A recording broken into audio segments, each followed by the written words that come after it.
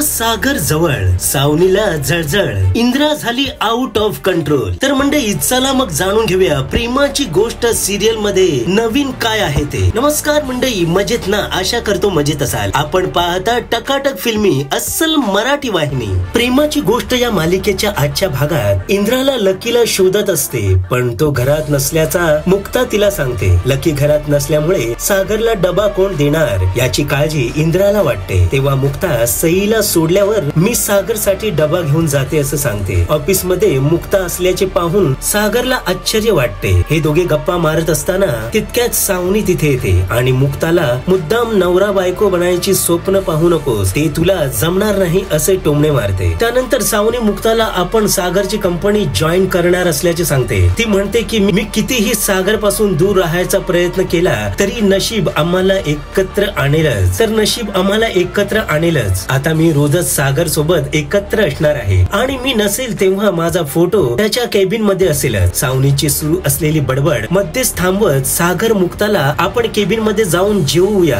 असं म्हणतो आणि तिला हात पकडून घेऊन जातो। हे पाहून सावनीला खूपच हेवा वाटतो। ती त्यांच्या पाठून जाते आणि केबिन बाहेरून त्यांच्यावर नजर ठेवत असते। सागर ते पाहतो आणि मुद्दाम जळवण्यासाठी नाटक करू लागतो। मुक्ता तिच्या क्लिनिक मध्ये जायला निघत असते, तितक्यात सागर तिला थांबवतो आणि आपल्या सोबतच जेवण्याची विनंती करतो। तिला खुर्चीवर बसवत असताना सागरला चुकून लागते आणि त्याच्या बोटातून रक्त येते। तेव्हा मुक्ता त्याची काळजी घेत असते। हे सर्व सावनी केबिन बाहेर उभी राहून गुपचूप पाहत असते। तिला या सर्वांचा खूप त्रास होत असतो। सागरला जेवता येत नसल्याने मुक्ता स्वतः त्याला भरवते। त्यानंतर सागर घरी येतो आणि सावनी आपल्या कंपनीत पार्टनर म्हणून जॉईन होत असल्याचे इंद्राला सांगतो, ज्याने तिला धक्का बसतो। इंद्रा तिला ऑफिस बाहेर काढण्यास सांगते, पण सागर म्हणतो की असं मला करता येणार नाही, कारण तिने माझ्या कंपनीच्या पार्टनरचे शेअर्स विकत घेतले आहेत, त्यामुळे कंपनीचा काही मालकी हक्क तिच्याकडे आहे। त्यानंतर या सर्व गोष्टी मुक्ताला माहित आहेत का असं इंद्रा विचारते। तेव्हा सागर मुक्ताला माहित असल्याचं सांगतो। त्यानंतर इंद्रा कोयता घेऊन